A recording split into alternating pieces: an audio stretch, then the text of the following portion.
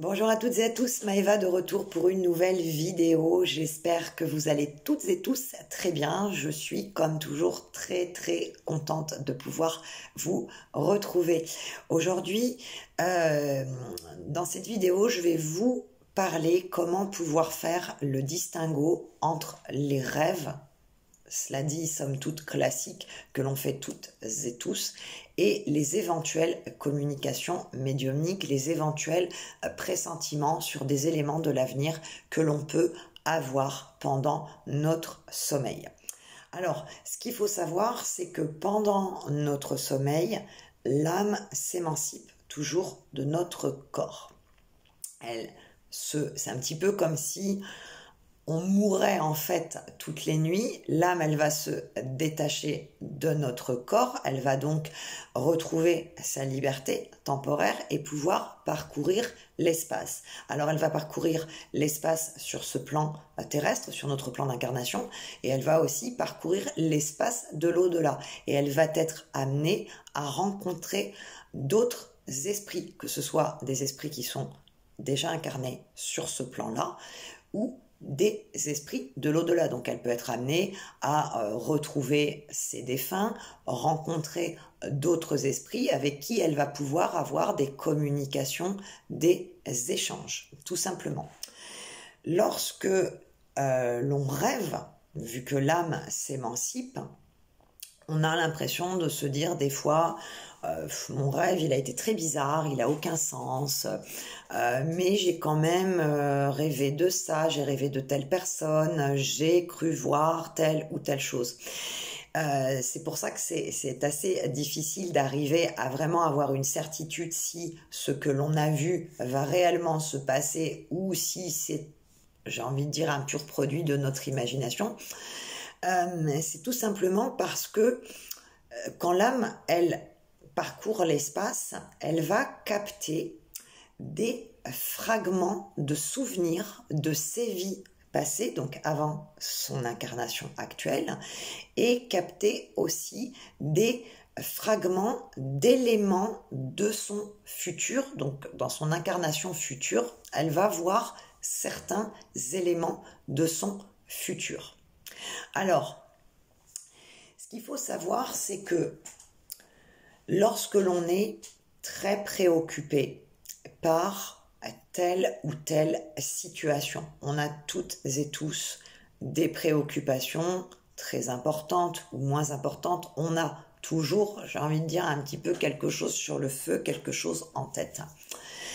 Et si avant de se coucher, ou si dans la journée qui précède votre endormissement, vous avez cogité au maximum sur quelque chose qui vous contrarie ou sur quelque chose que vous aimeriez, pour le coup, voir se réaliser, là, vous allez faire des rêves et vous allez avoir en fait l'impression, vous allez voir quand même pendant votre sommeil certaines images et vous allez avoir l'impression, du coup, d'avoir eu les réponses à vos questions. Et en fait, non, pas du tout. Là, pour le coup, c'est votre mental qui aura tellement travaillé avant de se coucher, qui aura tellement travaillé pendant la journée ou pendant éventuellement les jours précédents, que votre mental, il va se focaliser sur toutes ces préoccupations. Donc, elles vont surgir dans le rêve. Et là, du coup, votre subconscient, ce qu'il va faire, c'est qu'il va travailler au maximum et qui va vous donner l'impression d'avoir la réponse aux questions que vous vous étiez posées.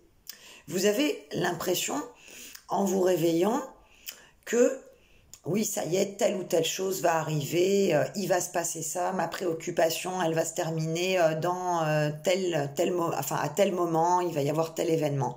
Mais à votre réveil, c'est très flou quand même, c'est très flou. Vous avez cette impression que oui, vous avez entrevu l'avenir d'une certaine manière et que vous avez une réponse à vos préoccupations, mais c'est tellement flou que vous vous posez la question: est-ce que j'ai vraiment rêvé de ça? Est-ce que ça va vraiment arriver?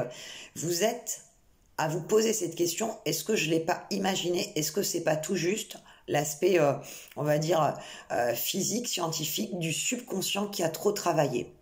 Alors que lorsque vous avez une communication médiumnique, que vous avez vraiment un pressentiment, par exemple de la résolution d'une situation, ou un pressentiment concernant un élément de l'avenir, bien là c'est simple, vous allez faire de suite la différence. C'est-à-dire que dès que vous allez pour le coup poser le pied par terre, dans les premières secondes de dans les premières secondes à votre réveil, vous allez avoir de suite cette intuition,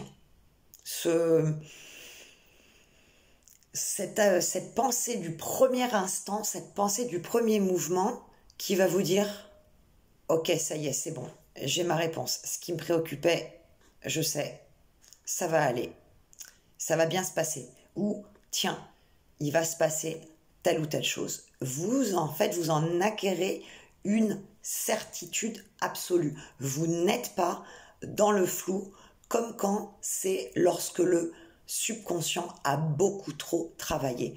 Quand l'âme s'est vraiment émancipée et vous donne la possibilité d'entrevoir des éléments du coup du futur, vous avez à votre réveil la certitude absolue. C'est un petit peu comme si il y avait quelqu'un à côté de vous à votre réveil qui vous dit voilà, ce que tu as vu cette nuit, t'inquiète pas, ça va se produire. Ou il va se passer ça. Te tracasse pas, t'attends tel courrier, tu vas le recevoir. Donc c'est vraiment une certitude que vous avez aux premières minutes de votre réveil. Alors, quand je dis première minute, oui, ça peut être dans la minute où vous posez le pied par terre, ça y est, vous avez ces certitudes. Mais ça peut très bien intervenir dans l'heure qui suit ou dans la journée. En règle générale, ce n'est pas plus tard qu'une journée. D'accord? Vraiment. Pour que le pressentiment soit certitude, vous avez votre réponse pour le coup dans la journée parce que vous repensez à votre rêve. Et ce rêve, il vous apparaît de manière vraiment très limpide. Vous arrivez à pouvoir voir chaque détail.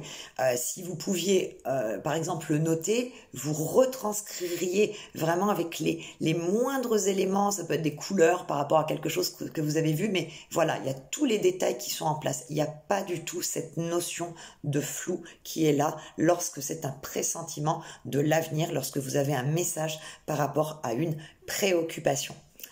Alors, pareil, pour avoir la certitude, même si on n'est jamais sûr de rien, c'est normal, hein, c'est tout à fait humain. Là-haut, on nous cache énormément de choses parce que ça serait trop facile. Si on nous révélait tout par avance, on ne ferait absolument plus rien. Mais pour, on va dire, être sûr que c'est pas le mental qui travaille, c'est pas l'imagination, tout simplement, sachez que les pressentiments que vous allez avoir, les éléments futurs que vous pouvez voir, le meilleur moment pour avoir ces réponses à vos questions, c'est au moment où vous vous couchez que vos sens commencent à s'engourdir, que vous commencez à vous sentir partir un petit peu dans le sommeil, vous avez les yeux fermés. Et là, vous allez pouvoir entrevoir certaines choses. Donc, à ce moment-là, prenez ça, j'ai envie de vous dire, pour argent comptant. Pareil, il y a un autre moment où cela arrive, c'est quand vous êtes au moment de vous réveiller après une nuit de sommeil. Quand vous êtes, vous savez, dans cette phase de sommeil qui n'est plus du tout le sommeil profond, où vous êtes déjà un petit peu, vous savez que votre réveil va sonner dans tant de temps, donc vous êtes déjà un petit peu réveillé, mais pas complètement. À ce moment-là, vous allez pouvoir entrevoir certaines choses, vous allez avoir pour certains certaines visions de personnes, certaines visions d'événements à venir. Donc, au moment de l'endormissement, au moment du presque réveil, là, vous pouvez obtenir les réponses à vos questions. Et là, comme je vous disais, prenez-le un petit peu pour argent comptant, ça sera vraiment des réponses claires et précise par rapport à des tracasseries que vous avez. Pareil aussi, si avant de vous endormir, vous priez ou tout simplement vous demandez, que ce soit à vos guides, que ce soit à un de vos défunts, si vous demandez d'avoir une réponse par rapport à quelque chose qui vous préoccupe, par rapport à une contrariété que vous avez eue par exemple dans la journée, ou une contrariété qui est quand même assez antérieure, et que vous demandez d'obtenir une réponse claire et précise, qu'on vous indique un petit peu la marche à suivre. Quand vous faites ça au moment de votre endormissement, vous pouvez être certain que soit dans la nuit même ou dans les nuits qui suivent, vous allez avoir votre réponse qui se manifestera sous le biais d'un rêve. Alors il pourra y avoir dans ce rêve des éléments un peu farfelus, hein, comme certains rêves qu'on peut faire, mais il y aura des parties de votre rêve qui seront tellement précises, où vous serez capable en fait d'entendre des mots, voire des phrases entières qui seront vos éléments de réponse. Vous pourrez aussi être amené à avoir la vision de, pareil, certains endroits, certaines personnes par rapport à vos tracasseries, et ça vous apparaîtra nettement. Et ça vous obligera, peut-être aussi par moment pour certains, à ce que vous sortiez de votre sommeil. Et là, vous aurez, là pour le coup, vous n'attendrez pas le réveil, vous aurez tout de suite cette certitude en vous disant « ça y est, c'est bon, j'ai ma réponse. Ok, merci, on m'a répondu. » Ça va être tellement intense que vous pouvez vous réveiller en pleine nuit. Et là, vous avez pareil la certitude d'avoir obtenu votre réponse. Alors, quand on rêve des défunts, on est amené très souvent, en fait, à rêver d'eux, que l'on soit médium ou pas. C'est vrai que lorsqu'on a des facultés médiumniques, c'est beaucoup plus facile de les voir se manifester pendant notre sommeil que des personnes qui n'ont aucune faculté médiumnique. Lorsque vous voyez des défunts dans les rêves, alors soit c'est par exemple si avant de vous coucher, comme je viens de vous l'indiquer, vous vous êtes adressé à, je sais pas, votre grand-mère, votre mère, enfin à un défunt important pour vous, et vous avez demandé d'obtenir des réponses, vous souhaitez savoir quelque chose d'important pour votre avancement. Là, quand les défunts vont se présenter à vous dans le rêve par rapport à la question que vous avez posée, ils vous répondront toujours. Alors, ils vous répondront peut-être en vous envoyant certaines images qui, à votre réveil, vont vous parler. Vous allez pareil entendre des mots, vous allez entendre des phrases, vous allez avoir cette sensation que, presque qu'ils sont dans la pièce et que vous avez une discussion avec eux, comme si vous aviez une discussion avec une personne vivante à l'état de veille. Donc ça, c'est par rapport à une question que vous avez posée. Le défunt passe en fait par le rêve pour vous répondre.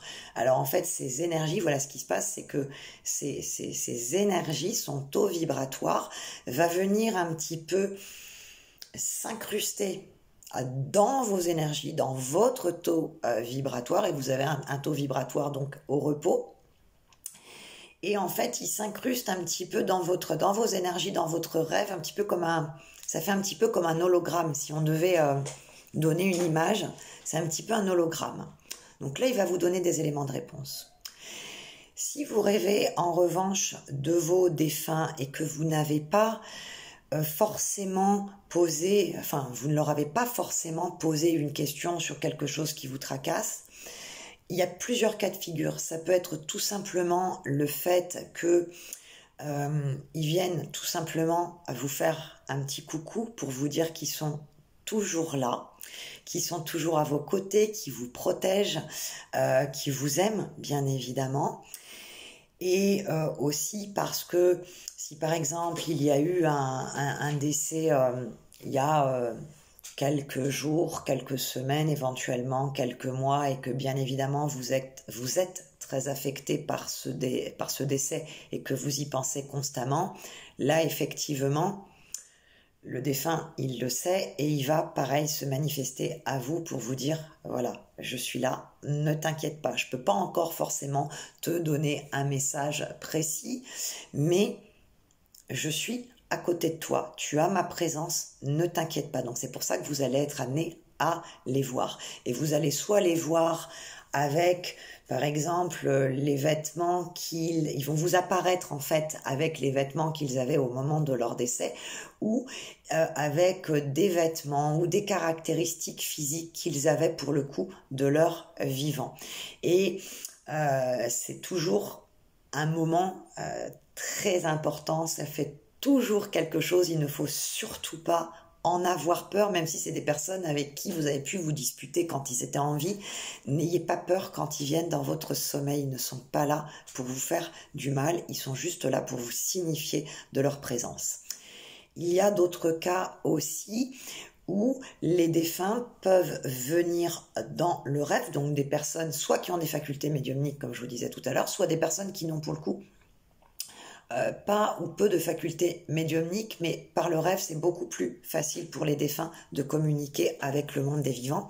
Il y a des cas où les défunts vont donc venir s'incruster un petit peu dans votre rêve parce qu'ils ne comprennent pas pourquoi ils sont partis pour X raisons.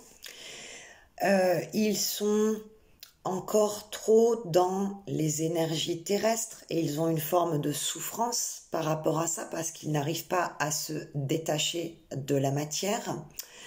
Ils viennent aussi pour des fois vous demander pardon par rapport à certaines choses qui ont été dites ou été faites de leur vivant. Ils peuvent vous donner aussi quelques indications concernant l'état dans lequel ils se trouvaient avant de partir, que ce soit l'état, pour le coup, psychologique ou l'état physique. Et ils vont vous demander de prier pour eux ou tout simplement de penser à eux. Ils peuvent vous demander aussi de dire quelque chose à quelqu'un qu'ils n'ont pas eu le temps de faire au moment de partir. Donc, il y a ce cas de figure-là aussi où ils viennent dans votre rêve pour vous demander quelque chose, tout simplement même, je vous dis, de prier pour eux.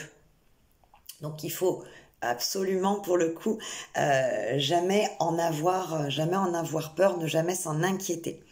Alors, hop, je reprends mes petites notes comme d'habitude pour être sûre de rien oublier de vous dire. Alors oui, voilà aussi une chose. Il arrive très souvent que l'on rêve de personnes qui sont bien vivantes.